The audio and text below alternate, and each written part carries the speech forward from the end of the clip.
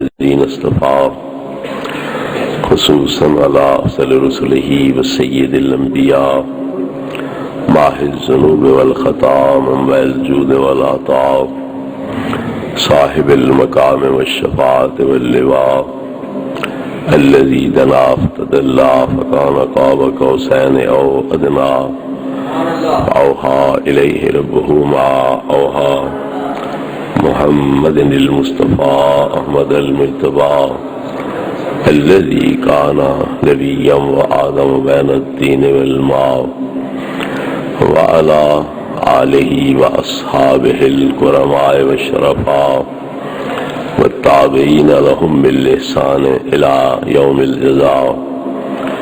أما بعد فأعوذ بالله من الشيطان الرجيم. بسم الله الرحمن الرحيم. ومبشرا برسول يأتي من بعد اسمه أحمد. صدق الله مولانا العظيم وصدق رسوله النبي الكريم الأمين.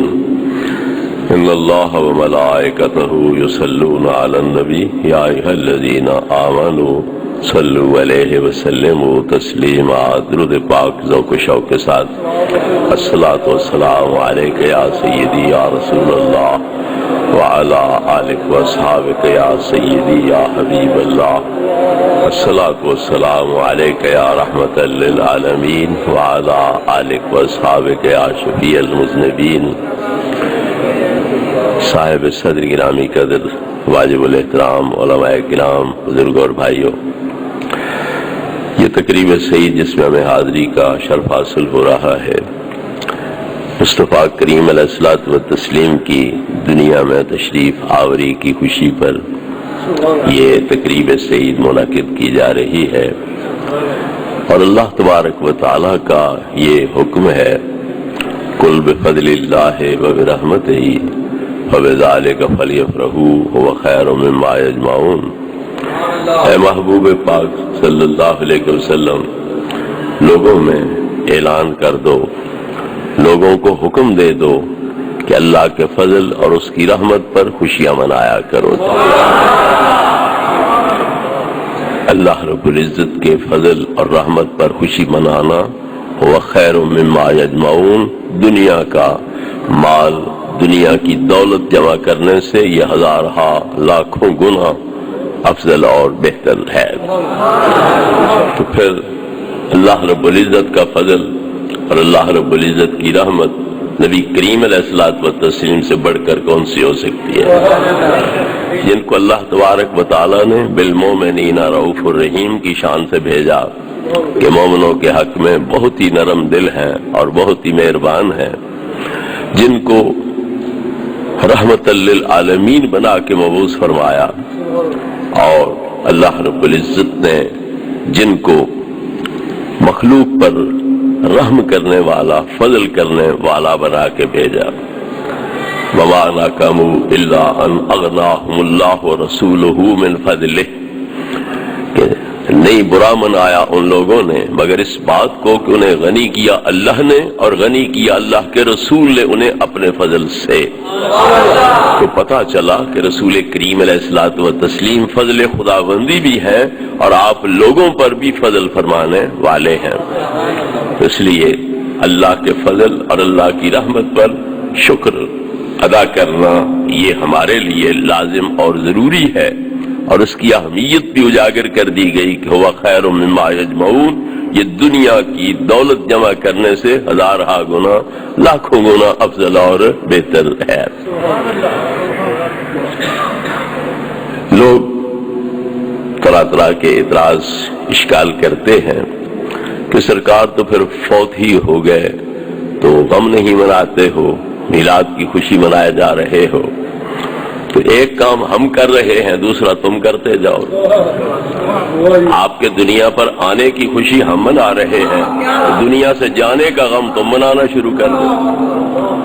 اگر نہ آنے کی خوشی مناؤ، نہ جانے کا غم مناؤ، تو اس کا مطلب یہ ہے کہ تمہارا واسطہ ہی کوئی نہیں، تمہارا تعلق ہی کوئی نہیں، نہ ان کے آنے کی خوشی ہے نہ جانے کا غم ہے.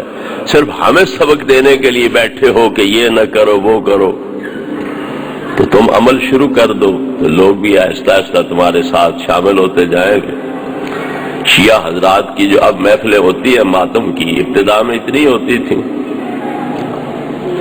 2-4 ٹوٹرو ہوتے تھے، اب ہزاروں کے حساب سے ہوتے ہیں۔ تو تم شروع کرو، آغاز کرو، بسم اللہ کرو، تو لوگ آہستہ آہستہ تمہارے ساتھ شامل ہو جائیں گے۔ لیکن ہم نہیں ماتم کرتے، کیوں؟ جن کا مر گیا ہے وہ ماتم کریں، ہمارا تو زندہ ہے، ہمیں ماتم کی کیا ضرورت ہے؟ ماتم وہ کریں جن کے مر گئے ہیں، ہمارے تو زندہ ہیں، ہمیں ماتم کرنے کی کیا ضرورت ہے؟ نبی کریم علیہ السلام کی ذات پاک تو بہت بلند مقام کی مالک ہے، جو ان کے غلام ہیں، جو ان کے نام پر جان دیتے ہیں، وہ بھی حیات ابد پا جاتے ہیں۔ ان کو مردہ کہنا حرام ہے، ان کے بارے میں مردہ ہونے کا گمان تک حرام ہے۔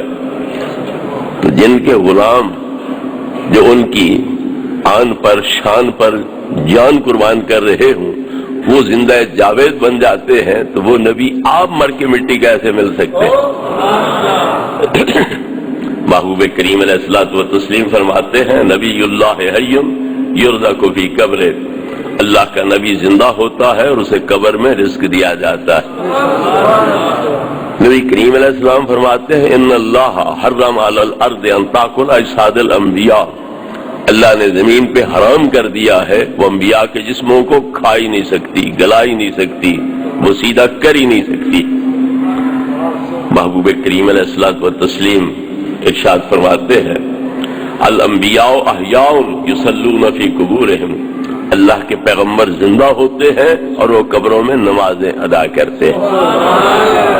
سرکار معراج پہ تشریف لے جا رہے ہیں تو موسیٰ کلیم علیہ الصلوۃ والتسلیم کے مزار پاک سے قریب سے گزرے براق پر سوار ہو کر، تو کیا دیکھا کہ وہ جوان قبر میں کھڑے ہو کے نماز ادا کر رہے ہیں۔ مررت بقبر موسیٰ فاذا هو قائم یصلی فی قبرہ، میں موسیٰ کلیم کے مزار کے پاس سے گزرا تو وہ قبر میں کھڑے ہو کے نماز ادا کر رہے تھے۔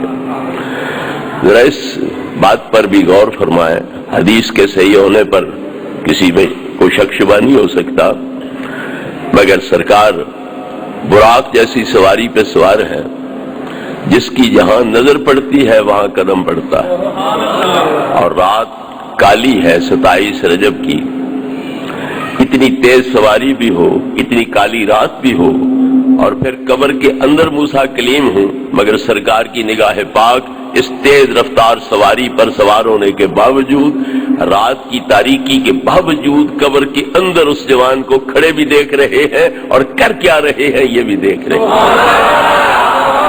اس سے محبوب کریم علیہ الصلوۃ والتسلیم کی نگاہ کا شان اعجازی وہ سامنے آتا ہے کہ وہ نگاہ کیا کچھ دیکھنے والی ہے۔ پھر سوچنے کی بات یہ بھی ہے کہ اگر نبی کریم علیہ الصلوۃ والتسلیم موسیٰ کلیم علیہ السلام کو مزار میں کھڑے دیکھ رہے ہیں تو حضرت موسیٰ علیہ السلام کوئی نہیں دیکھ رہے ہوں گے کہ کون سی ہستی گزر رہی ہے؟ تو پھر ایسی ہستی نے ان کے پاس سے گزرنا ہو، وہ اپنی نماز پڑھتے جائیں، نبی پاک کا استقبال نہ کریں، یہ بات عقل مان سکتی ہے؟ ذہن یہ بات تسلیم کر سکتا ہے؟ تو پتہ چلا کہ صلاۃ تو پڑھ رہے تھے، مگر صلاۃ نماز بھی ہے، صلاۃ درود بھی ہے، تو وہ صلاۃ بمانا درود پڑھ رہے تھے مصطفیٰ کریم علیہ السلام کی ذات پر کہ اللہ کا محبوب مہمان عرش برین جو ہے وہ گزر رہا ہے، میں ان کی بارگاہ میں درود و سلام کے تحفے پیش کروں۔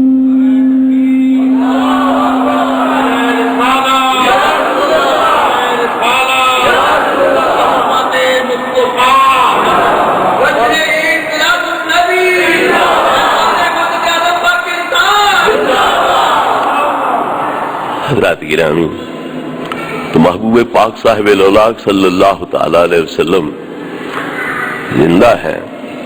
انبیاء کو بھی موت آنی ہے، مگر فقط آنی ہے، ایک لمحے کے لیے موت آتی ہے، کل نفس ذائقۃ الموت کا وعدہ پورا ہوتا ہے، دوسرے لمحے ان کو پھر اس سے اعلیٰ حیات جو ہے وہ مل جاتی ہے۔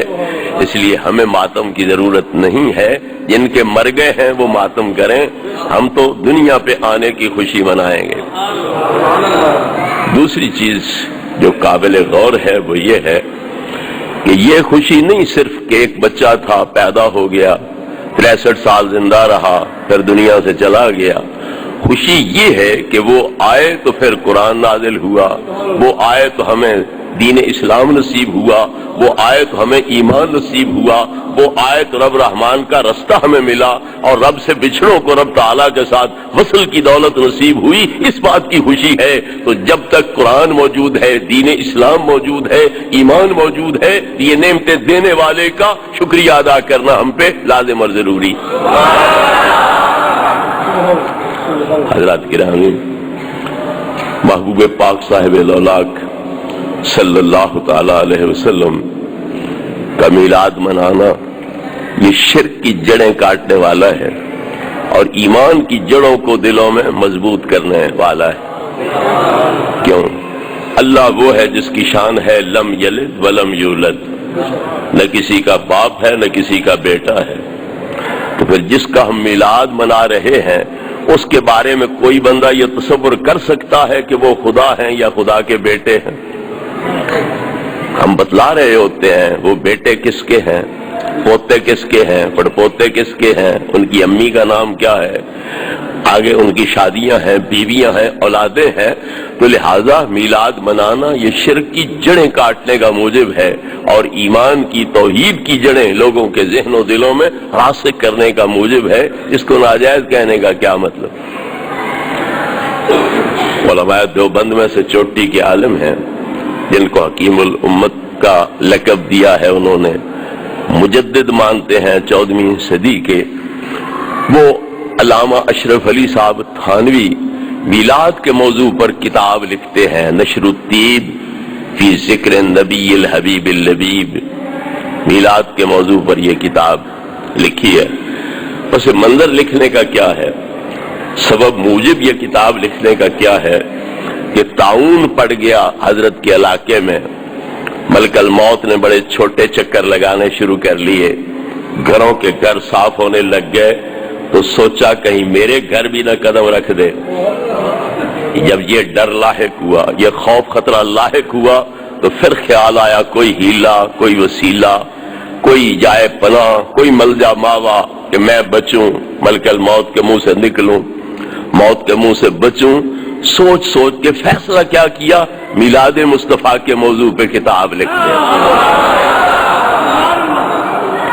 فیصلہ یہ کیا کہ میلاد مصطفیٰ صلی اللہ علیہ وسلم کے موضوع پر کتاب لکھ دی جائے۔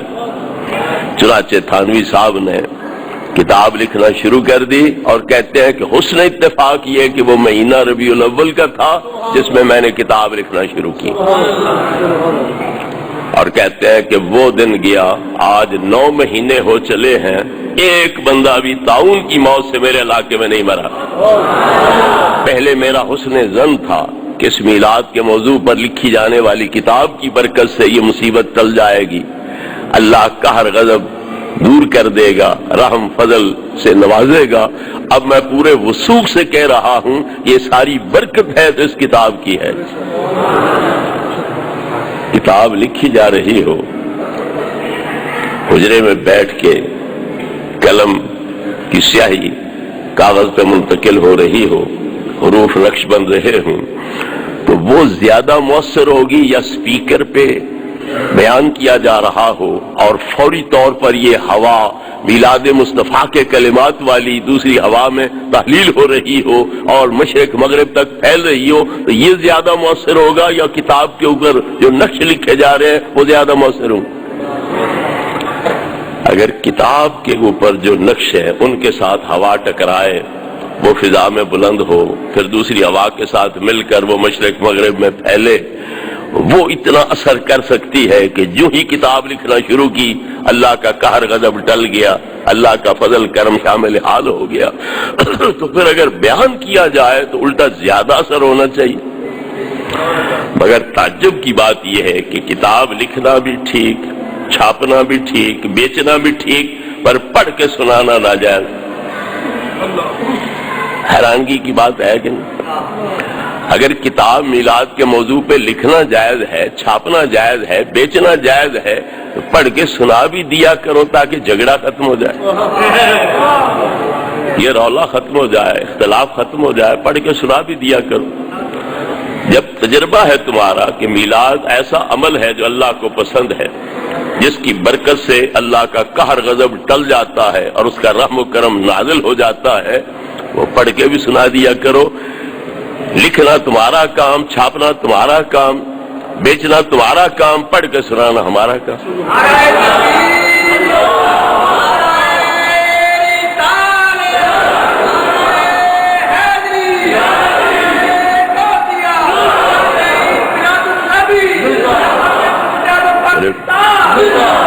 میرے بھائیو، جب اللہ کا قہر نازل ہو، غضب نازل ہو، تو پھر ایسا عمل کیا جائے جو الٹا زیادہ ناراضگی کا باعث بنے،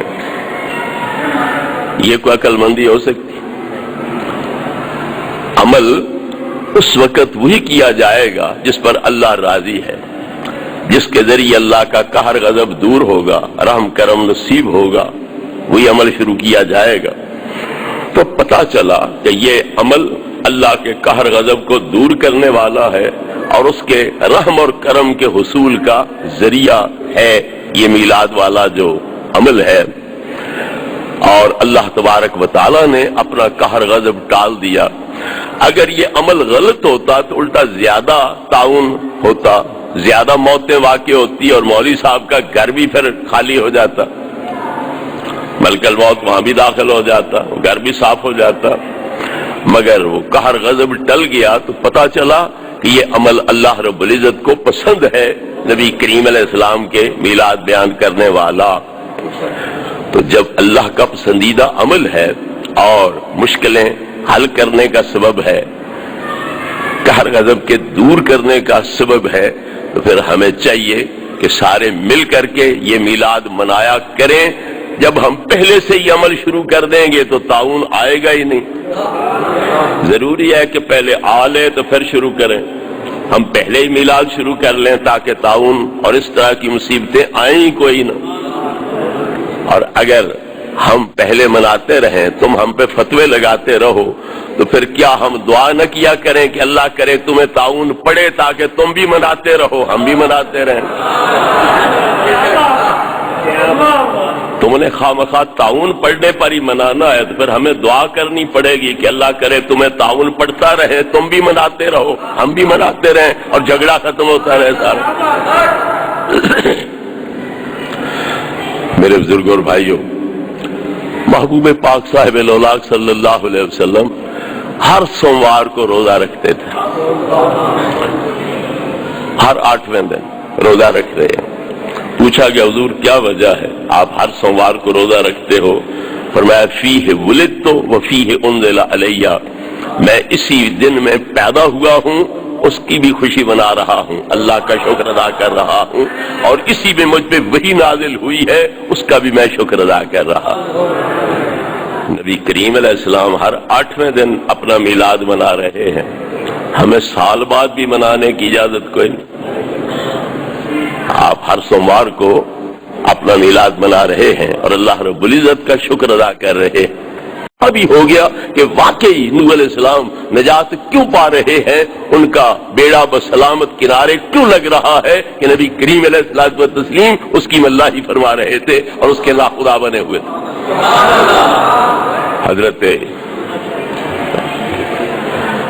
حضرت عباس رضی اللہ عنہ کہتے ہیں ورد نار الخلیل مقتتما فی صلبہ انت کیف یحترق، آپ کا نور پاک منتقل ہوتے ہوتے حضرت ابراہیم علیہ السلام کے پاس پہنچا، انہوں نے جھوٹے خدا توڑ موڑ دیے، ختم کر دیے۔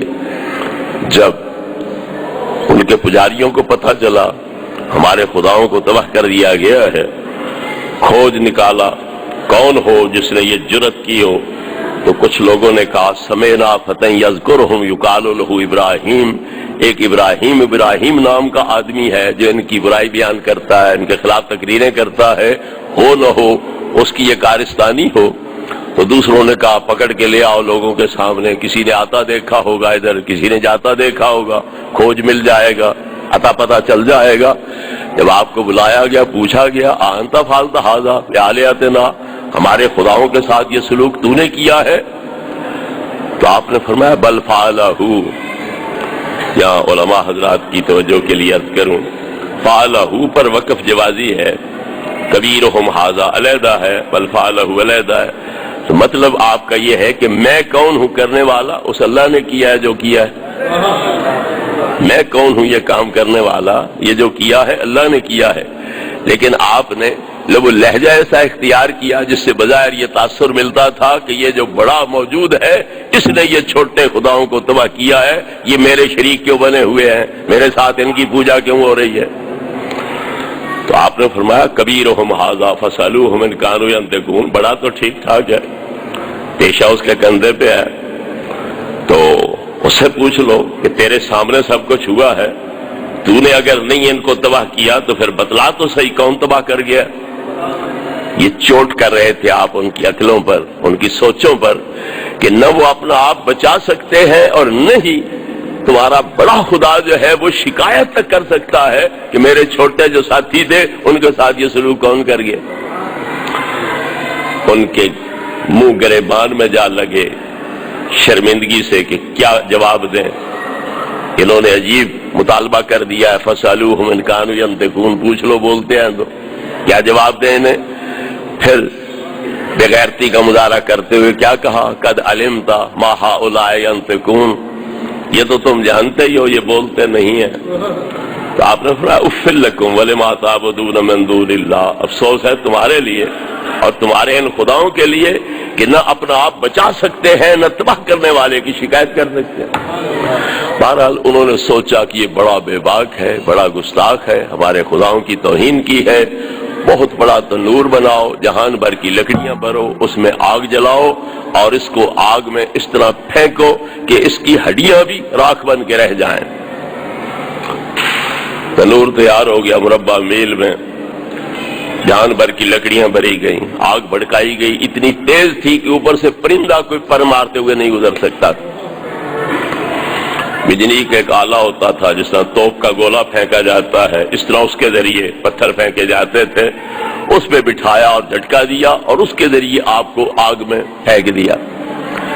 اس موقع پر جبریل امین آ رہے ہیں مدد کرنے کے لیے اور پکار کے کہتے ہیں یا خلیلو حل لک من حاجت، اے اللہ کے دوست، اللہ کے خلیل، کوئی میرے لائق حکم ہو، حاجت ہو تو مجھے حکم دو، میں تمہاری مدد کو حاضر ہوں۔ برادری اس کو بڑی تھڑلے سے بیان کرتی ہے، دیکھا جبریل مدد کے لیے آ رہا ہے مگر نبی، اللہ کے نبی نے مدد نہیں لی، اگر جائز ہوتی تو پھر کیوں نہ مدد لے لیتے؟ پتہ چلا مدد لینا شرک ہے، اس لیے ابراہیم علیہ السلام نے مدد نہیں لی اور کیا کہا؟ اما الیک فلا، تیری مدد کی کوئی ضرورت نہیں۔ توجہ ہے، ابراہیم علیہ السلام نے مدد نہیں لی، لہذا ثابت ہو گیا کہ غیر اللہ سے مدد لینا شرک ہے۔ آپ نے تو نہ لی مدد تو گئے بچ شرک سے، پر جو مدد دینے کو دوڑا ہے سدرا سے یہاں وہ مشرک ہوا یا کوئی نہ ہوا؟ جو اتنی دور سے دوڑ کے آ رہا ہے مدد دینے کے لیے، اس نے کوئی طاقت پاور اپنے اندر سمجھی کہ کوئی نہ میں مدد دے سکتا ہوں، میں ان کو بچا سکتا ہوں، تو جبریل امین مشرک ہوئے یا کوئی نہ ہوئے جو اپنے غیر اللہ بھی ہیں اور یہ سمجھ کے آ رہے ہیں کہ میں مدد دے سکتا ہوں، میں بچا سکتا ہوں، تو وہ پھر مشرک ہونے چاہیے۔ کوئی ہے مائی کا لال جو وہاں فتویٰ دے؟ اور بات توجہ طلب ہے کہ یہ لوگ کہتے ہیں کہ غیر اللہ سے مدد لینا شرک ہے، مگر ابراہیم علیہ السلام نے تو اللہ سے بھی مدد کوئی نہیں لی۔ جبریل امین نے کہا مجھ سے مدد نہیں لیتے تو اللہ سے دعا کرو، اللہ سے مدد مانگو، تو انہوں نے کیا کہا؟ علمہ بحالی حسبی ان سوالی، دیکھ جو رہا ہے کہ ابراہیم کے ساتھ کیا ہو رہا ہے، بچانا ہوگا اس نے تو خود بچا لے گا، مجھے کہنے کی کیا ضرورت ہے مجھے بچا۔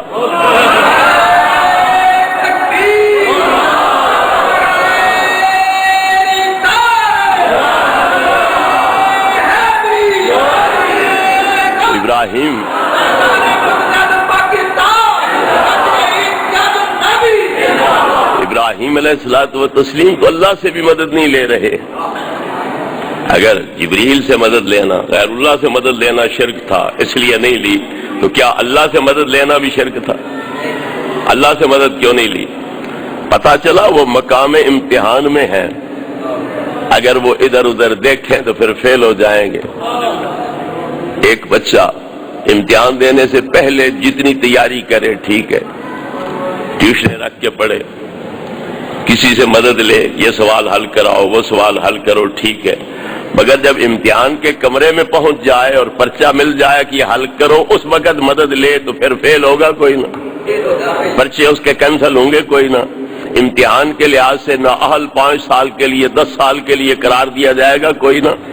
پتا چلا آگے پیچھے مدد لینا ٹھیک ہے، پر امتحان کے کمرے میں اس طرح کی مدد لینا ٹھیک نہیں۔ تو ابراہیم علیہ السلام بھی امتحان کے کمرے میں تھے، اس لیے نہ جبریل سے مدد لی ہے نہ اللہ سے لی ہے، مگر جب امتحان ختم ہوگا، میدان محشر ہوگا، یہی ابراہیم میرے آپ کے آقا کی منت کر رہے ہوں گے، یا رسول اللہ میری مدد فرمائیے۔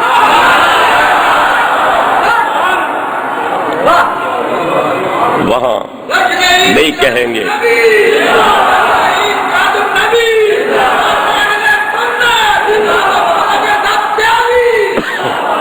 وہاں نہیں کہیں گے کہ مجھے کسی کی مدد کی ضرورت نہیں ہے، وہاں واسطے ڈالیں گے نبی کریم علیہ السلام کو کہ میں تمہارا باپ ہوں، باپ ہونے کا واسطہ مجھے اپنے جھنڈے کے نیچے جگہ عطا کر۔ میں نے تمہیں اللہ سے مانگا تھا ربنا وابعث فیہم رسولا منہم، یہ دعا کرنے کا واسطہ مجھے اپنے جھنڈے کے نیچے جگہ عطا کر دو۔ میں نے تمہارے لیے کعبہ بنایا تھا، اس کعبہ بنانے کا واسطہ مجھے اپنے جھنڈے کے نیچے جگہ عطا کرا۔ نبی کریم علیہ الصلوۃ والتسلیم فرماتے ہیں میرے امتی ہو تمہیں مبارک ہو، میرے جس لواء الحمد کے نیچے قیامت کے دن تم کھڑے ہوگے، وہاں منتیں کر کے ابراہیم خلیل اللہ مجھ سے جگہ حاصل کریں گے۔ میں تمہارا باپ ہوں، باپ ہونے کا واسطہ مجھے یہاں جگہ دے دو۔ میں نے تمہیں اللہ سے مانگا تھا، دعا کی تھی تمہارے لیے، اس کا واسطہ مجھے یہاں جگہ دے دو۔ میں نے تمہارے لیے کعبہ بنایا، اس کعبہ بنانے کا واسطہ مجھے اپنے جھنڈے کے نیچے جگہ عطا کر دو۔ پھر قیامت کے دن آپ نہیں انکار کریں گے۔ یہ عجیب بات ہے کہ جب اللہ سامنے ہے پھر اللہ تعالیٰ کی طرف رجوع نہیں کیا جا رہا ہے، پھر نبی پاک کی طرف رجوع کیا جا رہا ہے، اور دنیا میں تو اللہ سامنے نہیں ہوتا، بے حجاب بے پردہ دیدار اس کا نہیں ہوتا، پھر یہاں جہاں پردے ہیں حجاب ہے وہاں تو سیدھے اللہ کے پاس جاؤ، اور جہاں اللہ سامنے ہے اور پردے ہٹ چکے ہیں وہاں پھر اللہ کے محبوب کے در کا سہارا ڈھونڈا جا رہا ہے، اور ان کی منتیں کر کے ان کے سایہ رحمت کے اندر جگہ حاصل کی جا رہی ہے۔ حضرت عیسیٰ روح اللہ علیہ السلام قیامت کے دن کیا کہیں گے؟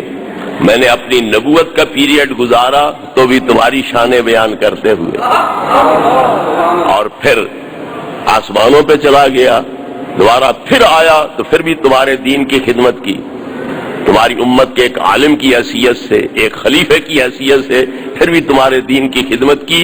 تو نبوت کے پیریڈ میں جو آپ کی شانیں بیان کرتا رہا ہوں، نوکری دیتا رہا ہوں، اس کا صدقہ مجھے اپنے جھنڈے کے نیچے جگہ دے دو، اور جو میں نے بعد میں بطور ایک تمہارے مذہب کے عالم کے اور خلیفے کے تمہارے دین کی خدمت کی ہے، اس کے صلے میں بھی مجھے اپنے جھنڈے کے نیچے جگہ عطا کر۔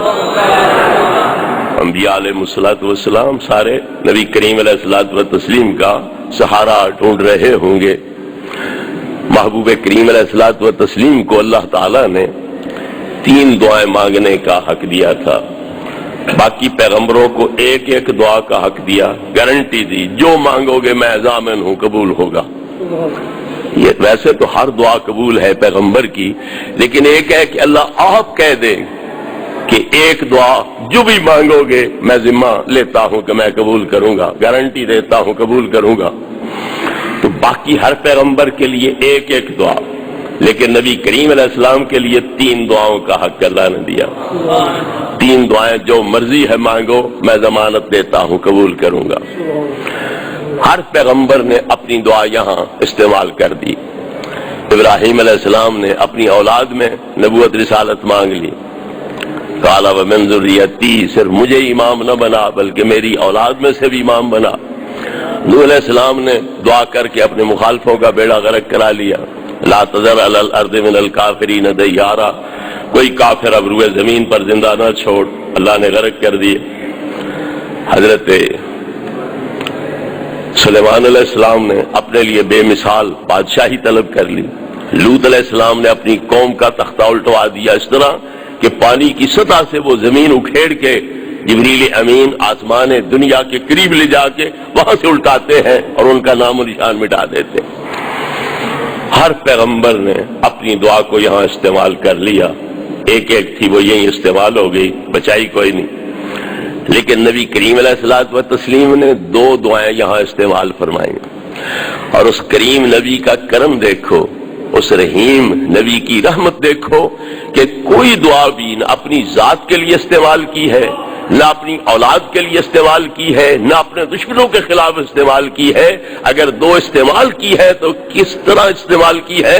یا اللہ میری امت کے کبیرے گناہ معاف کر دے، یا اللہ میری امت کے صغیرے گناہ معاف کر دے۔ اللہم اغفر لامتی، اللہم اغفر لامتی، اے اللہ میری امت کے کبیرے گناہ معاف کر دے، اے اللہ میری امت کے صغیرے گناہ معاف کر دے۔ یہ دو دعائیں استعمال کی تو وہ بھی امت کے لیے، اور فرماتے ہیں اخرت الثالثۃ لیوم یرغب الی الخلق کلهم حتی ابراہیم، تیسری دعا میں نے اس دن کے لیے بچا رکھی ہے جب اللہ کی ساری مخلوق میرے در پہ سوالی بن کے آئے گی، سارے نبی سوالی بن کے آئیں گے، حتیٰ کہ نبیوں کے جو سردار ہیں حضرت ابراہیم خلیل اللہ وہ بھی میرے در پہ سوالی بن کے آئیں گے۔ تیسری دعا اس دن کے لیے میں نے بچا کے رکھی ہے۔ لوگ کہتے ہیں نبی کو اپنے انجام کا پتہ نہیں ہے، آپ سنتے رہتے ہو اس طرح کی پھلجھڑیاں چھوڑی جاتی ہیں کہ نبی کو اپنے انجام کا پتہ نہیں، مگر یہ حدیث بتلاتی ہے کہ نبی کریم علیہ السلام کو صرف اپنے انجام کا پتہ نہیں، یہ بھی پتہ ہے کہ قیامت کے دن کوئی نبی اپنی امت کو نہیں پوچھے گا، کوئی پیر اپنے مریدوں کو نہیں پوچھے گا، کوئی باپ اپنے بیٹوں کو نہیں پوچھے گا، کوئی ماں اپنی بیٹیوں کو نہیں پوچھے گی، کوئی یار اپنے یاروں کو نہیں پوچھے گا، سب کا انتظام کر کے جانا ہے تو میں رحمت للعالمین نے کر کے جانا ہے۔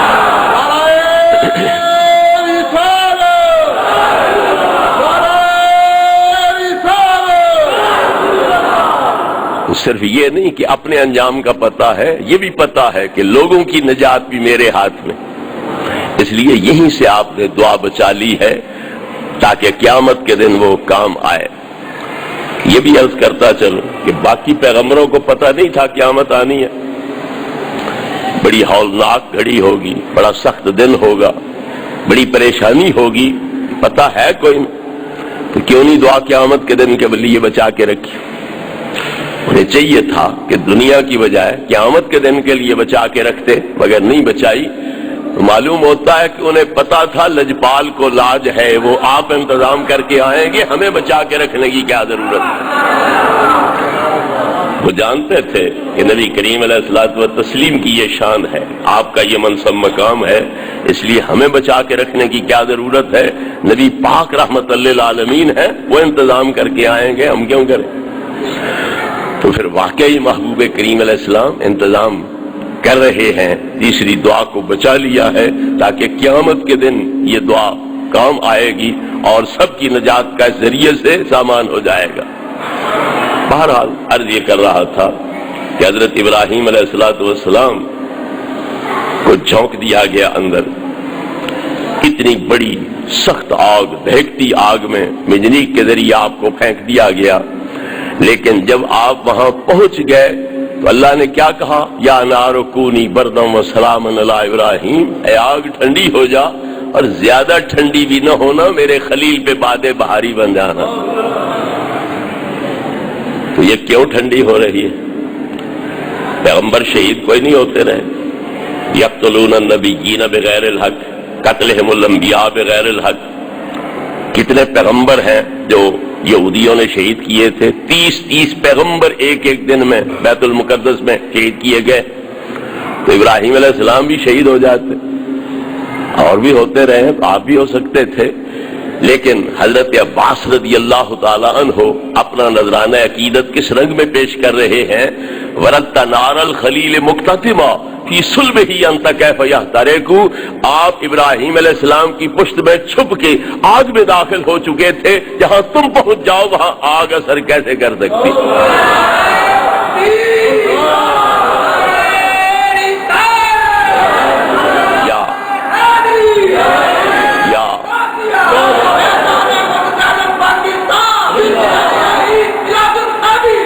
یا برد نار الخلیل و یا سببا لسبت النار وحی تحترق، اگر ابراہیم علیہ السلام پہ آگ ٹھنڈی ہو رہی ہے تو وہ بھی تمہارا فیضان ہے، اور حضرت ابراہیم علیہ السلام اگر محفوظ رہ رہے ہیں، بچ رہے ہیں، تو یہ بھی تمہارا صدقہ ہے، یہ بھی تمہارا فیضان ہے۔ حضرات گرامی، حضرت نوح علیہ السلام بچے تو سرکار کا صدقہ، ابراہیم علیہ السلام بچ رہے ہیں تو سرکار کا صدقہ، تو حضرت اسماعیل بھی بچ رہے ہیں کوئی نہیں۔ حضرت ابراہیم علیہ السلام کو خواب آتا ہے، ارا فی المنام انی اذبحک، اسماعیل میں خواب میں دیکھتا ہوں کہ میں تجھے ذبح کر رہا ہوں، کہو تیار ہو ذبح ہونے کو، آمادہ ہو؟ حضور حاضر۔ سوچ کے بدلا خواب کی بات ہے، عرض کی تم اللہ کے خلیل ہو، تمہارا خواب شیطانی خواب نہیں ہو سکتا، یہ اللہ رب العزت کی وحی ہے، اور اگر میرے جان دینے سے تم پر اللہ راضی ہو سکتا ہے تو میرے لیے سودا سستا ہے، مہنگا نہیں ہے، میری گردن حاضر۔ یا ابت افعل ما تؤمر ستجدنی انشاءاللہ من الصابرین، یہ حکم خداوندی ہے، اور تم میری گردن پہ مشق ناز کرو، ذبح کرو اور اپنے رب کو راضی کر لو، میری گردن حاضر ہے۔ جب اسماعیل علیہ السلام لیٹ گئے، حضرت ابراہیم نے ان کے حلق پہ چھری رکھ دی، نادیناہ یا ابراہیم، اللہ کی طرف سے آواز آتی ہے بس ابراہیم، خواب پورا ہو گیا، ہاتھ نہ ہلانا، فدیہ ہم بھیج رہے ہیں۔ فدیناہ بذبح عظیم، اللہ فرماتا ہے کہ ہم نے بہت بڑا فدیہ دے کے حضرت اسماعیل کو بچا لیا۔ حضرت اسماعیل بیٹے اللہ کے تو نہیں ہیں، ابراہیم علیہ السلام کے ہیں، تو جن کا بیٹا بچ رہا ہے، جن کا بچہ بچ رہا ہے، صدقہ وہ دیں، فدیہ وہ دیں۔ ایک بندے کا بچہ بیمار ہو جاتا ہے، وہ فوراً اس کے سر کا صدقہ دیتا ہے، صدقہ رد بلا ہوتا ہے، یہ مصیبت ٹل جائے گی، یہ بچہ بچ جائے گا، مصیبت ہمیں نہیں دیکھنا پڑے گی۔ تو جب بچہ حضرت ابراہیم کا بچ رہا ہے تو صدقہ دے، فدیہ دے، تو حضرت ابراہیم خلیل اللہ دے، اللہ کیوں دے رہا ہے؟ اس لیے کہ یہ تو اپنی طرف سے قربانی دے چکے، اب اللہ بچا رہا ہے تو اپنے یار کی خاطر بچا رہا ہے۔ اگر حضرت اسماعیل ذبح ہو جاتے تو سرکار کے نور کا ظہور ہی نہ ہو سکتا، اور اگر آپ کے نور کا ظہور نہ ہوتا تو اللہ کے کائنات بنانے کا مقصد ہی ختم ہو کے رہ جاتا۔ وما خلقت الجن والانس الا ليعبدون، اور انما خلقت الدنيا واهلها لأعرفهم منزلتك وكرامتك عندي، محبوب میں نے دنیا اور دنیا والوں کو کیوں پیدا کیا؟ تاکہ وہ میری عبادت کریں، تو جو عبادت آپ نے کرانی تھی وہ اور کون کرا سکتا تھا؟ پھر اصل مقصد اور بھی تھا، کون سا؟ کہ میں نے دنیا اور دنیا والے کیوں پیدا کیے ہیں؟ تاکہ تیری شان محبوبی ان پہ ظاہر کروں، تیرا مقام اور مرتبہ ان پہ ظاہر کروں۔ تو اگر آپ دنیا پہ ظاہر ہی نہ ہوتے تو کائنات بنانے کا مقصد ہی ختم ہو کے رہ جاتا۔ اس لیے پھر اللہ رب العزت نے فدیہ اپنی طرف سے دیا، جبریل کو فرمایا جا جنت سے مینڈا لے جا، وہ حضرت اسماعیل کی جگہ ذبح کیا جائے اور حضرت اسماعیل کو بچا لیا جائے۔ نبی کریم علیہ السلام فرماتے ہیں انا ابن الذبیحین، میں دو ذبیحوں کا بیٹا ہوں۔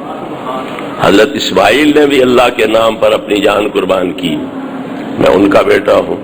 حضرت عبداللہ نے بھی اللہ کے نام پر اپنی جان پیش کی کہ میں ان کا بیٹا ہوں، مگر ایک ذبیح کے بدلے ایک مینڈا دینا پڑا اور دوسرے ذبیح کے بدلے 100 اونٹ دینے پڑ گئے۔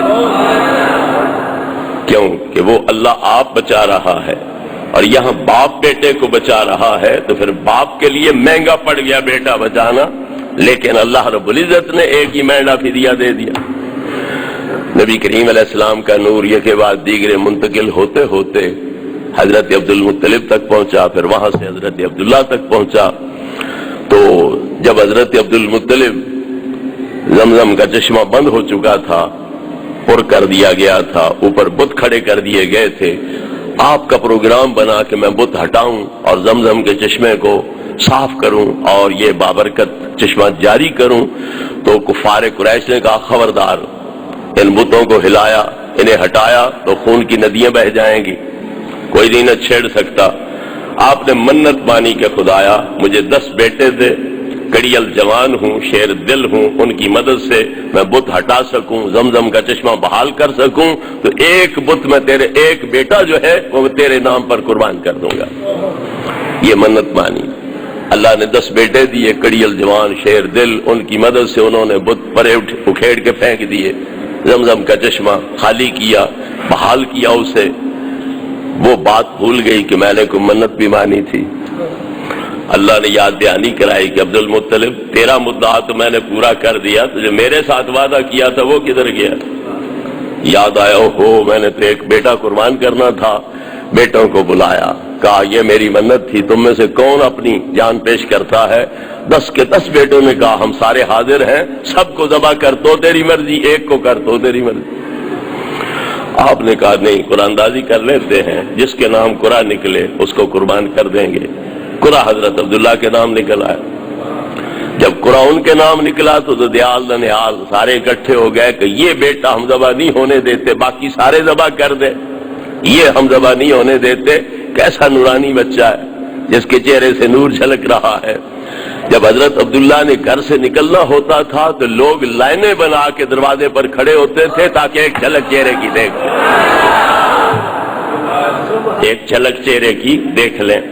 یہ صبح کا ان کا روحانی ناشتہ یہ ہوتا تھا، باقی ناشتوں سے ہٹ کے روحانی ناشتہ یہ ہوتا تھا کہ ایک نظر حضرت عبداللہ کے چہرے پہ ڈال لیں، سارا دن سکون سے گزر جائے گا۔ تو حضرت عبداللہ کے نام قرآن نکلا تو دیال نہ نیال اکٹھے ہو گئے کہ ہم یہ بچہ تو نہیں ذبح ہونے دیتے۔ جناب عبدالمطلب کے لیے بڑی پریشانی بن گئی، قرآن ان کے نام ہے، یہ ذبح کوئی نہیں ہونے دیتا، دوسروں کے نام قرآن نہیں، کوئی اللہ کو ان کی قربانی منظوری کوئی نہیں، اب کروں تو کیا کروں؟ اس دور میں لوگ سمجھدار ہوتے تھے، دانا سمجھے جاتے تھے، حساب رمل وغیرہ نجوم کا علم رکھتے تھے، ان کے پاس گئے کہ یہ میری الجھن ہے، مشکل درپیش ہے، اس کا کوئی حل بتلاؤ۔ انہوں نے پوچھا کہ اگر تمہارے ہاں کسی کے ہاتھوں کوئی بندہ قتل ہو جاتا ہے تو اس کا خون بہا کتنا ہوتا ہے، اس کا عوض کتنا دینا پڑتا ہے تمہیں، یہ بتلاؤ۔ تو آپ نے کہا 10 اونٹ دینے پڑتے ہیں، قتل کے بدلے مقتول کے ورثاء کو 10 اونٹ دینے پڑتے ہیں۔ انہوں نے کہا پھر اس طرح کرنا، 10 اونٹ ایک طرف، عبداللہ بیٹا ایک طرف، قرآن دازی کرنا، اونٹوں کے نام نکلے تو ٹھیک، نہیں تو پھر 20 اونٹ کر دینا، 30 کر دینا، جب تک قرآن اونٹوں کے نام نہ جائے 10 اونٹ بڑھاتے چلے جانا۔ اب حضرت عبدالمطلب واپس آئے، 10 اونٹ ایک طرف کھڑے کیے، حضرت عبداللہ کو دوسری جانب، قرآن ڈالا تو حضرت عبداللہ کے نام، 20 اونٹ کیے قرآن حضرت عبداللہ کے نام، 50 اونٹ کیے قرآن حضرت عبداللہ کے نام، 90 کیے قرآن حضرت عبداللہ کے نام، جب 100 کیے تو اب قرآن اونٹوں کی طرف۔ اگرچہ تاوان تو انہیں زیادہ پڑ رہا ہے، مگر ایک اور حکمت بھی اس میں ظاہر ہو رہی ہے کہ نبی کریم علیہ الصلوۃ والتسلیم کا باپ ہے، وہ بچ رہا ہے، نبی پاک کا اس سے ظہور ہوگا رحمت للعالمین کا، تو دنیا پر آنے سے پہلے ہی آپ نے انسانیت کی قدر کو 10 گنا بڑھا دیا۔ پہلے مقتول کا بدلہ 10 اونٹ ہیں، اب 100 اونٹ بن رہے ہیں، ہماری شریعت میں وہی حکم جاری ہے، تو گویا پیدا ہونے سے پہلے ہی آپ نے انسانیت کی قدر و منزلت 10 گنا بڑھا دی۔ تو یہ حکمت بھی اس میں آ گئی اور سرکار کی عظمت بھی اس طرح پر ظاہر ہو گئی۔ تو جناب عبدالمطلب نے 100 اونٹ پیش کر کے حضرت عبداللہ کو بچایا۔ تو یہاں باپ خود اپنے بیٹے کو بچا رہا ہے تو اس لیے سودا ذرا مہنگا پڑ گیا۔ تو وہاں حضرت ابراہیم نے اپنی طرف سے قربانی دے دی، یہ تو اللہ نے آپ کہا کہ بس ابراہیم ہاتھ نہ ہلانا، اب اللہ آپ فدیہ دے رہا ہے، تو ایک مینڈا جو ہے جنت کی طرف سے بھیج کر کے حضرت اسماعیل علیہ السلام کو بچایا جا رہا ہے۔ تو اس لیے نبی کریم علیہ السلام فرماتے ہیں انا ابن الذبیحین، میں دو ذبیحوں کا بیٹا۔ نبی پاک صلی اللہ علیہ وسلم کا نور اقدس جس بھی باپ دادے کی پشت میں آیا ان کا چہرہ غمازی کرتا تھا کہ یہ نبی پاک کے نور کے امین۔ ابرہہ نے حملہ کیا کعبے پر، شہید کرنا چاہتا تھا اسے۔ حضرت عبد المطلب نے سوچا ہاتھی لے کر، بڑا لشکر لے کر وہ آ رہا ہے، ہم سے اس کا مقابلہ نہیں ہو سکتا۔ کعبے کی زنجیر پکڑ کے عرض کیا اے خدا ہم کمزور ہیں، اس بادشاہ کا مقابلہ ہم سے نہیں ہو سکتا، لہذا تو قدیر ہے، بڑی طاقتوں والا ہے، اپنے گھر کی حفاظت تو آپ کرنا، ہم تو خود اس سے اپنی جان مشکل سے بچا رہے ہیں۔ یہ کہا پہاڑ پر چلے گئے۔ ابرہہ نے جناب عبد المطلب کا جو نور اس جوش کے ساتھ میرے ماتھے سے چمکا ہے، فتح ہماری ہوئی ہے، آؤ ابرہہ ہمارا کچھ بھی نہیں بگاڑ سکتا، ابرہہ سے اپنا مال مانگتے ہیں۔ ابرہہ کے پاس گئے، پیغام بھیجا کہ مکہ کے سردار تجھے ملنے کو آئے ہیں۔ اب وہ باہر نکلا تو جناب عبد المطلب کے جب چہرے کو دیکھا تو پھر اسے اپنے تخت بھول گیا، تخت پہ بیٹھنا، استقبال بھی کیا، تعظیم بھی کی جناب عبد المطلب کی، اور اپنے ساتھ انہیں بٹھا کے پوچھا حضرت کیا حکم ہے؟ بڑے ادب کے ساتھ، احترام کے ساتھ، وہ سرکار کا نور جو ان کے چہرے سے جھلک رہا تھا اس کی وجہ سے وہ مروب ہو گیا اور پوچھا حضور کیا حکم ہے؟ میں حاضر ہوں، جو مطالبہ ہے میں پورا کرتا ہوں۔ آپ نے فرمایا ہمارے اونٹ واپس کر دیں، جو مال لوٹا ہے وہ واپس کر دو۔ انہوں نے کہا جب تمہاری شکل میں نے دیکھی تو میں بڑا متاثر ہو گیا، لیکن جب تم نے یہ مطالبہ کیا ہے تو میری ساری عقیدت ختم ہو گئی۔ کیوں؟ تمہاری عزت ان اونٹوں کی وجہ سے نہیں تھی، تمہاری عزت تو کعبے کی وجہ سے تھی، تو تم نے کعبے کے بارے میں مطالبہ نہیں کیا کہ کعبے کو نہ گرا، شہید نہ کر، واپس چلا جا۔ تم یہ کہتے میں واپس چلا جاتا، تم نے تو بڑی ذہنی پستی کا مظاہرہ کیا ہے۔ آپ نے فرمایا ابرہہ بات یہ ہے کہ ہر کوئی اپنے مال کی حفاظت کرتا ہے، اونٹ تھے ہمارے اس لیے ہم نے کہا وہ ہمیں دے دے، اور کعبہ ہمارا نہیں ہے، وہ کسی اور ہستی کا ہے، ذرا منہ ادھر کر کے دیکھ تیرا منہ کوٹا کس طرح جاتا ہے، تو منہ ادھر کر کے دیکھ تو صحیح تیرے ساتھ سلوک کیا ہوتا ہے، اونٹ ہمارے دے دے تو ادھر جا تو پھر دیکھتے ہیں تیرے ساتھ ہوتا کیا۔ چنانچہ ابیل آتے ہیں اور کنکریاں پھینکتے ہیں، ہاتھی پر سوار بندے کی چوٹی سے وہ کنکری گرتی ہے اور نیچے ہاتھی کے پیٹ سے نیچے نکل جاتی ہے اور وہ گل کے رہ جاتے ہیں، سوار بھی اور ہاتھی بھی، اس طرح وہ تباہ ہو گئے۔ تو یہ ابرہہ کی تباہی کا سبب کون؟ نبی کریم علیہ السلام کا نور پاک، اور جناب عبد المطلب کو یہ عزت جو مل رہی ہے اس کا سبب کون؟ نبی کریم علیہ الصلوۃ والتسلیم کا نور پاک، اور حضرت عبداللہ کی جو قیمت پڑ رہی ہے 100 اونٹ کے بدلے ان کو خریدا جا رہا ہے، تو یہ بھی صدقہ ہے تو نبی کریم علیہ الصلوۃ والتسلیم کا۔ جناب عبداللہ کی یہ شہرت، حسن، جمال، انوار، تجلیات سن کے امیر کبیر گھرانوں کی عورتیں اپنے گھروں سے جتنا سونا چاندی ملا وہ بھی لے آئیں اور 100 اونٹ کی پیشکش بھی کرنے لگیں، تجھ پر 100 اونٹ قربان کیے گئے، وہ بھی دیتی ہیں، جتنا سونا درہم دینار مانگتا ہے وہ بھی دیتے ہیں، شادی ہمارے ساتھ کر لے۔ عورتیں بیٹھی ہیں خیمے لگا کے، آپ ٹال رہے ہیں صلاح کر لوں، مشورہ کر لوں، اسی دوران آپ کی شادی حضرت آمنہ کے ساتھ ہو گئی، اکٹھے ہوئے، نور پاک ادھر منتقل ہو گیا۔ اب آپ جاتے ہیں اس عورت کے پاس، میری صلاح بن گئی ہے، پروگرام بن گیا ہے، شادی کر لیں۔ وہ ایک نظر اٹھا کے اوپر دیکھتی ہے اور منہ نیچے کر لیتی، جواب ہی کوئی نہیں دیتی۔ یہ کھڑے ہیں انتظار کر رہے ہیں کہ بولتی نہیں، تنگ آ کے پوچھتے ہیں کہ وہی میں ہوں، وہی تو ہے، کل تک منتیں کر رہی تھی اب کیا ہو گیا؟ وہ کہتی ہے تیری ذات کی ضرورت نہیں تھی، تیرے ماتھے سے جس کا نور جھلکتا تھا ہم تو اس کی طلبگار تھی، وہ کوئی اور قسمت والی لے گئی ہے، تجھ خالی کھوکھے کو ہم نے کیوں کرنا ہے؟ اب لفاف ہو گیا، نبی پاک کا نور ادھر منتقل ہو گیا حضرت آمنہ کی طرف، اب وہ آپ جاتے ہیں، اب قبول ہی کوئی نہیں کرتا۔ اب یہ جا کے کہہ رہے ہیں میری صلاح بن گئی، میرے ساتھ شادی کر لو۔ اب وہ کہتی ہے کہ جو جوہر پاک تیرے اندر تھا، جس کی ہم طلبگار تھیں، وہ تو کوئی اور قسمت والی لے گئی، تجھ خالی کھوکھے کو ہم نے کیا کرنا ہے؟ تو اس طرح نبی کریم علیہ الصلوۃ والتسلیم کا نور پاک ایک واضح شانوں کے ساتھ دنیا پر جلوہ گر ہو رہا تھا۔ جب حضرت آمنہ کے مقدس پیٹ میں وہ نور پاک آتا ہے تو پھر وہ جب چلتی ہے زمین پر تو پتھر اگر نیچے آتا ہے تو پتھر موم ہو جاتا ہے۔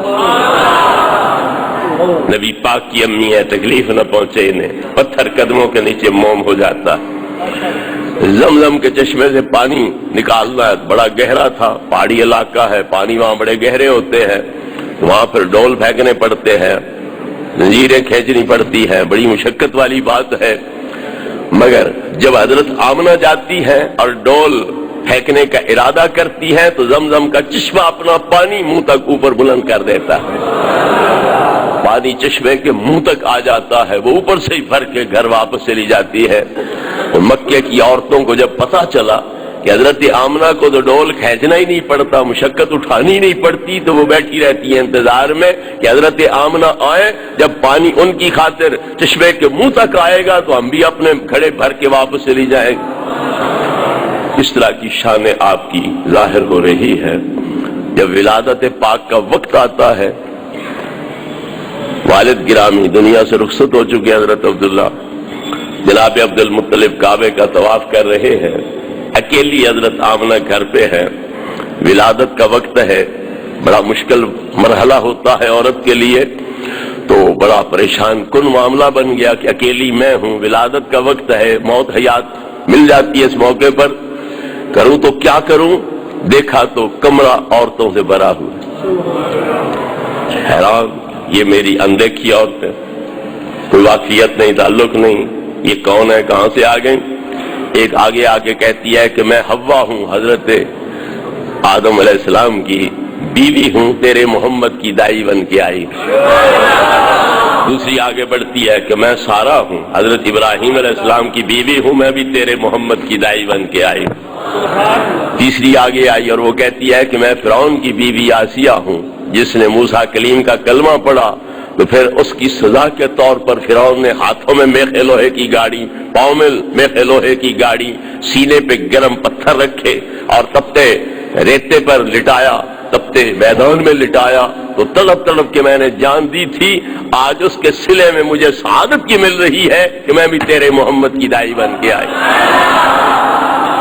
حضرت مریم آگے آتی ہے کہ میں عیسیٰ روح اللہ کی امی ہوں، میں بھی تیرے محمد کی دائی بن کے آئی ہوں، اور یہ جنت کی حوریں ہیں، وہ بھی تیرے محمد کی دائی بن کے آئی ہے۔ جب نبی کریم علیہ الصلوۃ والتسلیم کے دنیا پہ ظاہر ہونے کا وقت آیا تو حضرت عباس کیا کہتے ہیں، وہ جو قصیدہ آپ سنا رہے تھے اس کا یہ شعر ہے، اس منظر کی تصویر کشی کرتے ہوئے حضرت عباس فرماتے ہیں کہ انت لما ولدت اشرقت الارض وضاءت بنورک الافق، یا رسول اللہ جب تم پیدا ہوئے تو وہ نور ظاہر ہوا جس سے صرف زمین ہی نہیں روشن ہوئی بلکہ آسمان کے کنارے بھی جگمگا اٹھے تھے۔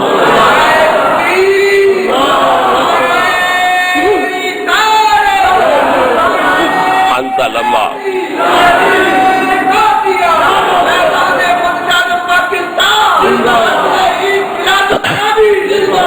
انت لما ولدت اشرقت الارض وضاءت بنورک الافق، یا رسول اللہ جب تم پیدا ہوئے تو صرف زمین ہی تمہارے نور سے روشن نہیں ہوئی تھی بلکہ آسمان کے کنارے بھی اس نور سے جگمگا اٹھے تھے۔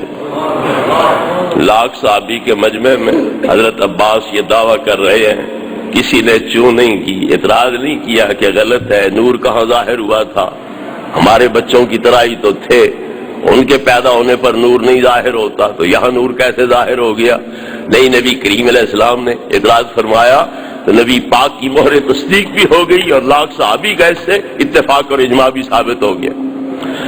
بلکہ خود سرکار کی امی جان کیا فرماتی ہیں، قد خرج منی نور اضاء لی منہ قصور الشام، مجھ سے ایسا نور ظاہر ہوا جس کی بدولت میں نے حجرے میں بیٹھے ہوئے شام کے محل اپنی آنکھوں سے دیکھ لیے۔ سرکار کی ولادت پاک 12 ربیع الاول کی رات کو ہو رہی ہے، حجرے کے اندر ہیں حضرت آمنہ رضی اللہ عنہا، تو پھر حجرے کے اندر روشنی کیا پڑنی ہے؟ لیکن صرف حجرہ روشن نہیں ہوا، صرف محلہ روشن نہیں ہوا، پوری دنیا روشن ہو گئی، اور اس روشنی میں حضرت آمنہ شام کے محل اپنی آنکھوں سے دیکھ رہی ہیں۔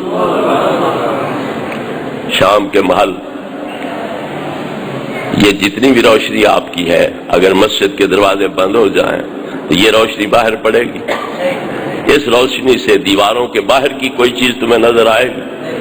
یہاں قریب ہی فیصل آباد سارے کے باہر نہیں، اسی مسجد کی دیوار کے باہر کوئی چیز تمہیں نظر آئے گی؟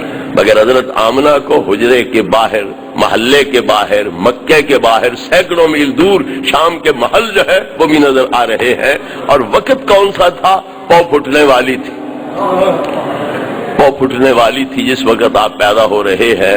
تو اس وقت کمرے کے اندر اندھیرا ہوتا ہے کہ نہیں ہوتا؟ ہاتھ سے دروازے بند ہوں تو ہاتھ پہ ہاتھ مارے سجائی نہیں دے سکتا ہے، لیکن حضرت آمنہ کو صرف کمرے کی ہر چیز نہیں نظر آ رہی، محلے کی ہر چیز نہیں نظر آ رہی، بلکہ شام تک کی ہر چیز جو ہے وہ بھی حجرے میں بیٹھے ہوئے آپ دیکھ رہی ہیں۔ تھوڑا سا اس پہ غور کر لو کہ سرکار کے نور کا عکس پڑ رہا ہے حضرت آمنہ کی آنکھوں پر، تو ان کی آنکھیں اتنی دور اندھیرے کے باوجود کام کر رہی ہے، جن کے نور کا عکس اور پرتاؤ پڑنے کی وجہ سے حضرت آمنہ کی نگاہ اتنی دور تک دیکھ سکتی ہے۔ خود وہ نور آپ دیکھنے والا ہو تو کہاں تک دیکھے گا؟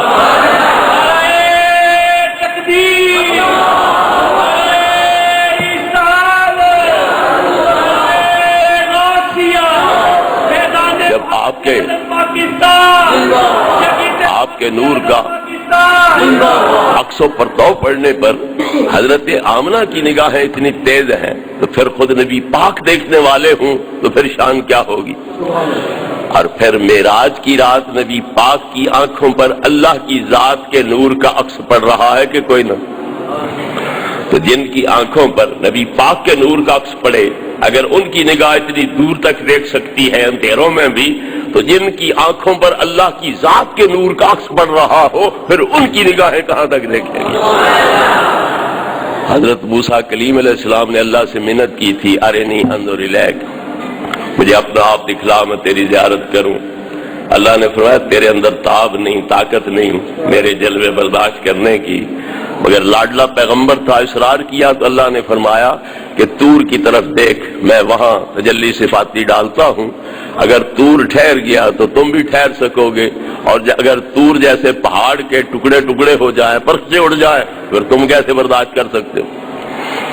قرآن گواہ ہے کہ فلما تجلی ربہ للجبل جعلہ دکا وخر موسیٰ صعقا، سوئی کے سوراخ جتنی صفاتی تجلی طور پہ ظاہر ہوئی، جس کا نتیجہ کیا نکلا کہ طور کے پرخچے اڑ گئے اور موسیٰ کلیم غش کھا کے گر گئے۔ لیکن یہ جو صفاتی تجلی سرسری نظر میں دیکھی تھی، اچٹتی نظر سے دیکھی تھی موسیٰ کلیم علیہ السلام نے، تو اس کا نتیجہ کیا ہوا کہ 70 میل دور کالی رات میں پہاڑ کی چوٹی پر چلتی ہوئی چیونٹی جہاں قدم رکھتی تھی وہ قدم رکھنے کی جا بھی دیکھ لیتے تھے۔ 70 میل دور تک پہاڑوں کی چوٹیوں پر چیونٹی چل رہی ہوتی، تو جہاں وہ قدم رکھ رہی ہوتی تھی موسیٰ کلیم علیہ السلام وہ بھی دیکھ لیتے تھے۔ تو جنہوں نے صفاتی تجلی دیکھی وہ بھی سوئی کے سوراخ جتنی دیکھی، اور ٹک کے وہ بھی نہیں دیکھی، اطمینان سے وہ بھی نہیں دیکھی، اگر ان کی نگاہ کا حال یہ ہے تو جنہوں نے ٹک کے اللہ کی ذات کے جلوے دیکھے ہیں تو پھر ان کی نگاہ کا عالم کیا ہوگا؟ تو سر عرش پر ہے تیری گزر، دل فرش پر ہے تیری نظر، ملکوت و ملک میں کوئی ہے نہیں وہ جو تجھ پہ عیاں نہیں۔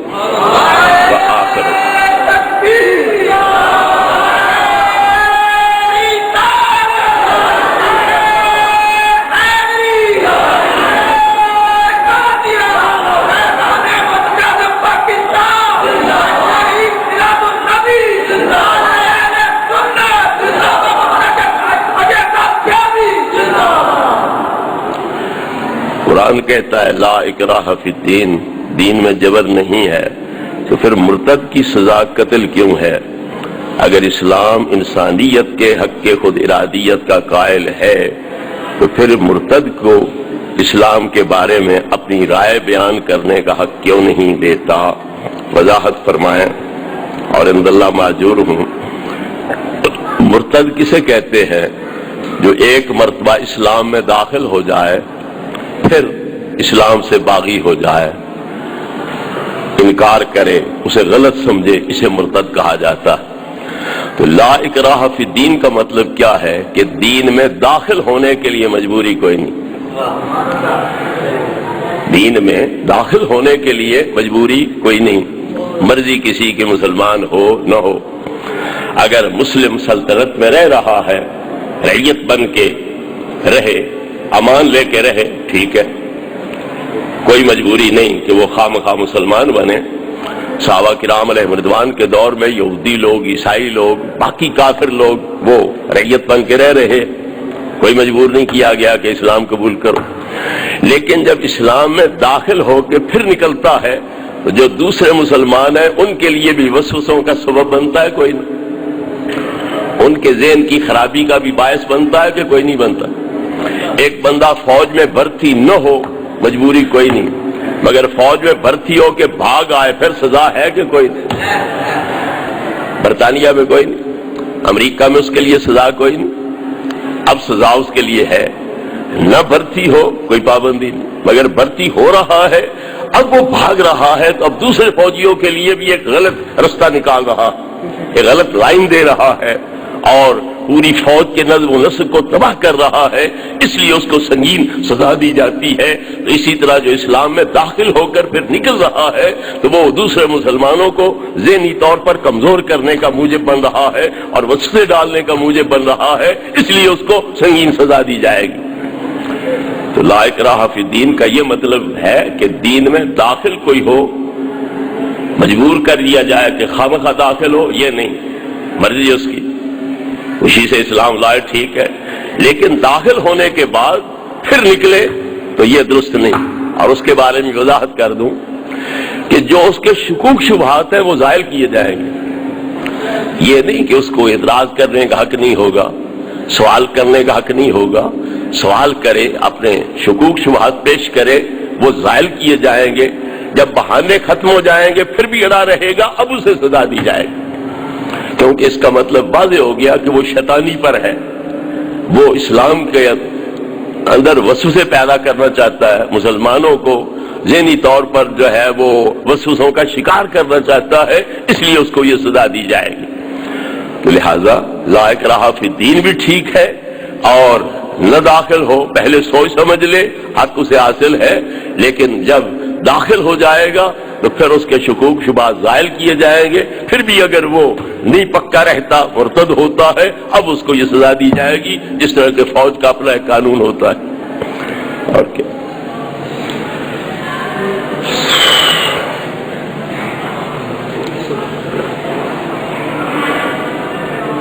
کیا بیعت کسی پیر کی ضروری ہے؟ پیر اگر کوئی صحیح معنوں میں ملے تو پھر تو بیعت ضروری ہے، لیکن اگر مطمئن نہ ہو آدمی تو پھر بیعت کرنی چاہیے، لیکن بیعت اگلے بزرگ جائے ان کی کر لے، حضور داتا غریب نواز کی کر لے، حضور بابا فرید الدین گنج شگر کی کر لے، حضور بہاؤدین زکریا ملتانی کی کر لے، حضرت شاہ رکن عالم کی کر لے، حضرت محبوب الہی کی کر لے، حضور غوث پاک محبوب سبحانی رضی اللہ عنہ کی کر لے۔ اگر کوئی واقعی پیری کے معیار پہ اترنے والا ہے، پورا اترنے والا پیر، تو پھر تو ضروری ہے یہاں کرے، نہیں تو پھر اگلے بزرگوں میں سے کسی کے ساتھ اپنی نسبت قائم کر لینی چاہیے۔ اور اس کا فائدہ کیا ہوتا ہے؟ جن بھیڑوں کا رکھوالا کوئی نہ ہو، وہ بھیڑیوں کے حوالے ہوتی ہے، تو صحیح معنوں میں پیر ہو تو وہ رکھوالا بن جاتا ہے۔ اس لیے کسی نہ کسی اللہ والے کی پناہ میں آنا چاہیے تاکہ اس کے ذریعے ہم شیطان کے شر سے محفوظ ہو جائیں۔ آگے کیا لکھے؟ بعض علماء کے نزدیک جس کا پیر نہ ہو شیطان۔ اب تو میں نے عرض کیا ہے نا کہ پیر ضروری ہے تاکہ شیطان کے شر سے محفوظ رہے، تو اسی لیے فرمایا کہ جس کا پیر کوئی نہیں تو شیطان اس کا پیر ہوگا۔ لیکن خدا نہ خواستہ دور ایسا آ جائے کہ جو پیر ہیں حقیقت میں وہ بھی پیری کے قابل نہ ہوں، وہ آپ نماز کے پابند نہ ہوں، انہیں پتہ ہی نہ ہو اسلام کیا ہے، کفر کیا ہے، حلال کیا ہے، حرام کیا ہے، فرائض واجبات کیا ہیں، دین کا علم ہی ان کو کوئی نہ ہو، عمل ہی ان کا کوئی نہ ہو. یہ پیری کوئی رسم نہیں ہے کہ خواہ خاندان میں چل پڑی